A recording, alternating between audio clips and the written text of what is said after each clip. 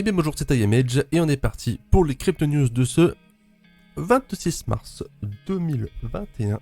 Je change de scène et je remonte au tout début. On commence avec la Nouvelle-Zélande. Un fonds de pension alloue 5% de ses fonds au Bitcoin. En Nouvelle-Zélande, le fonds de pension KiwiSaver a investi 60 millions de dollars dans le Bitcoin, offrant à la reine des crypto-monnaies une exposition à ses 3 millions de membres. L'adoption du Bitcoin par les institutionnels ne s'arrête plus. Et ça n'est pas prêt de s'arrêter. Donc c'est Willy Woo qui a... Donc c'est un média néo-zélandais qui a dit que ça allait allouer 5% de leur Bitcoin. Mais Willy Woo a fait quelques petites recherches. Il a un petit peu fouiné les détails. La source originale cite 350 millions de dollars américains d'actifs sous gestion pour ce fonds spécifique, mais l'analyste Willy Woo, très connu pour ses data, ses data en graphique pour déceler des bull runs et des tout ça, très intéressant. Allez le voir, @woonomic sur Twitter. Willy Woo a mené ses propres recherches et a indiqué sur Twitter que les fonds de pension avaient plutôt 1,22 milliard de dollars américains, soit 1,75 milliard de dollars néo-zélandais d'actifs sous gestion en septembre 2020. Si on se prend à cette valeur, KiwiSaver aurait plutôt investi 60 millions de dollars dans le Bitcoin et non 17,5. Une exposition colossale pour le Bitcoin. Et nous avons donc le James Gringore, le directeur des investissements de Nouvelle-Zélande Funds Management, qui a dit que si vous êtes satisfait d'investir dans l'or, vous ne pouvez pas vraiment écarter le Bitcoin. Avant d'ajouter que le Bitcoin figurera dans davantage de produits KiwiSaver au cours des 5 prochaines années. Surtout, ça permet de dynamiser un portefeuille, même 1%, c'est fou. Sur les bons portefeuilles type bon père de famille, vraiment très safe, ça permet, tu vois, de donner un petit... ça... Et donc ensuite, KiwiSaver est constitué majoritairement de classes d'actifs traditionnels comme les obligations et les actions. Mais il y aura des moments où tout ne sera pas toujours rose. Vous pouvez toujours avoir une opinion positive de ces classes d'actifs, mais d'autres opportunités se présentent. Et il faut les prendre. Une news qui fait grincer les dents, les Ethereum maximalistes, le mainnet d'Optimism repoussé. Quand arrivera la solution de scalabilité d'Ethereum ? Les équipes d'Optimism ont confirmé que le mainnet du projet n'arrivera finalement pas lancé en mars.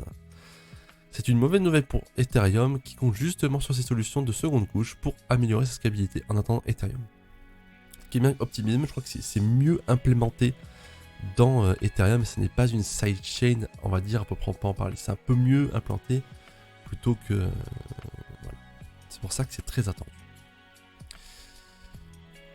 Et donc l'équipe d'Optimism a dit « Nous avons ressenti une pression écrasante pour lancer le mainnet le plus tôt possible, mais cela a pris la plupart des projets par surprise et nous n'avons pas attendu notre communauté suffisamment à l'avance. Nous n'avons pas prévenu notre communauté suffisamment à l'avance pour préparer au lancement. » Et donc du coup, ils estiment une nouvelle date pour juillet prochain. La demande et l'intérêt pour ce que nous sommes en train de construire a explosé au-delà de ce que l'on pouvait imaginer. Cela nécessite donc de changer comment nous opérons et communiquons en tant qu'équipe. Et ouais, la demande a explosé ces derniers temps. Je pense que quand ils ont commencé le projet, peut-être 2019, il n'y a pas beaucoup de monde sur la DeFi. Et là, en même pas 2 ans, ça a explosé. Genre, satellitisé. J'en vois juste une petite image. Une news. Une image. Zeros and ones, but still a brick. Par Lego. Donc Lego va se lancer dans les NFT. Juste ça. Hop. Et la transition. Pas parfait du tout. Les 1,5 trillion de dollars pourraient définitivement changer la face de Bitcoin. Ouais, parce que c'est tout simplement le double du market cap. En fait, c'est... Un tsunami d'investissement pour Bitcoin. Il y a quelques jours, on avait appris que que la grande banque Morgan Stanley va proposer 3 fonds basés sur Bitcoin à ses plus riches clients, ceux avec au moins 2 millions de dollars d'actifs. Face à cette nouvelle, un analyste de GMP Securities affirme qu'une véritable déferlante d'argent frais pourrait bientôt atteindre la cryptosphère. Et ça, c'est ce qu'on veut et c'est ce qu'on attend de l'argent frais. Qu'on évite que ce soit de s'enculer entre cousins à faire des pump and dump sur des shitcoins. De l'argent frais, c'est tout ce qu'on veut. En effet, Devin Ryan pense que ce n'est toujours là le premier pas du secteur. Pense que c'est là qu'un tout premier pas du secteur de la gestion du patrimoine vers Bitcoin. Aux États-Unis, ce marché représente rien que pour les particuliers environ 30 000 milliards de dollars d'actifs. L'analyste se livre donc à quelques hypothèses.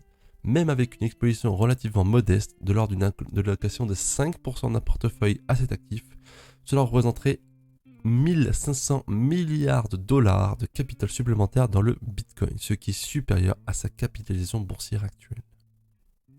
Intéressant. Donc un marché du Bitcoin multiplié par 2,5. Donc les 100 000 dollars, on les a explosé. De ce fait, avec une capitalisation totale actuelle aux environs des 1000 milliards de dollars, l'hypothèse du dirigeant de GMP sous-entendait qu'un seul Bitcoin atteigne les 135 000 dollars. Mais pourquoi les cabinets de gestion de patrimoine seraient-ils désormais si pressés de proposer des Bitcoins à leurs clients ? Une question de peur, à la fois du FOMO et de la concurrence que représente la finance décentralisée. Les motivations, entre parenthèses, des gestionnaires de patrimoine vont au mieux de la peur de la peur de manquer l'opportunité et au pire de voir leur business perturbé si les clients décident qu'il existe de meilleures alternatives, ce qui pourrait avoir un impact négatif sur leur croissance ou leur position concurrentielle. Et donc en fait on arrive sur un FOMO des fonds de gestion où on arrive à un moment où pourquoi tu ne proposes pas les cryptos là, le Bitcoin, comme disent les boomers, le Bitcoin. Moi je vais voir chez ton pote là, il propose le Bitcoin, il propose le même truc que toi, sauf que lui a rajouté le Bitcoin, il a 10% de rendement plus par an. Bah du coup je vais chez ton copain. Je vais chez ton copain. Donc voilà, FOMO des institutionnels encore et toujours. Et c'est que bon pour nous. Pour le patron de Microsoft, la monnaie devrait rester l'affaire des banques et des gouvernements. Chez Microsoft, ils n'aiment pas trop les cryptos. Malgré le fait qu'ils aient proposé un sondage récemment pour savoir s'ils voulaient introduire le paiement en Bitcoin dans l'écosystème Xbox. Voilà. Bon. Microsoft, loin des cryptos. Dans la famille Microsoft, on savait déjà que son fondateur, Bill Gates, n'appréciait pas vraiment Bitcoin. Du moins, un avis comme ça. Bitcoin. Manifestement, l'actuel président de l'entreprise a lui aussi un très faible opinion des crypto-monnaies, puisqu'il préfère faire confiance aux États pour gérer. Donc Brad Smith, le président du géant des logiciels Microsoft, a récemment été interrogé lors d'un sommet virtuel de la Banque des règlements internationaux, notamment retransmis sur la chaîne Bloomberg. Et donc il dit « La masse monétaire devrait presque uniquement être gérée par une entité qui est responsable devant le public et qui ne pense vraiment qu'à l'intérêt du public. En d'autres termes, par les gouvernements. Je ne suis pas moi-même un grand fan de l'idée que nous participions à l'émission de la monnaie. » Voilà. Donc simplement une opposition ou simplement du léchage de boules pour les gens qui vont dire ouais, Microsoft on est pro-gouvernement comparé à Facebook qui en sont libres, qui veut concurrencer. Voilà. Je pense que c'est ça, c'est plus un gros positionnement bien salace pour lécher les boules des banques. Et donc hier ça a dump sévère et aujourd'hui on a repris quasiment ou presque la perte qu'on a eue hier. Et ça c'est fou, c'est totalement fou. Ça fait surtout peur, c'est-à-dire quand est-ce qu'on aura un vrai dump bien sévère, bien rouge, qui saigne bien et qui fait peur vraiment à tout le monde. Parce que là c'est vraiment 2 jours en mode au secours et voilà. Et là, on a quasiment tout repris, surtout les alts. On a quasiment tout repris de la baisse. On va voir les jours qui arrivent. J'espère que ça vous a plu. que j'apprécie cette émission. Et si c'est le cas, n'hésitez pas à like ou dislike, à commenter et à vous abonner. Et je vous dis à demain pour de prochaines news. Bisous.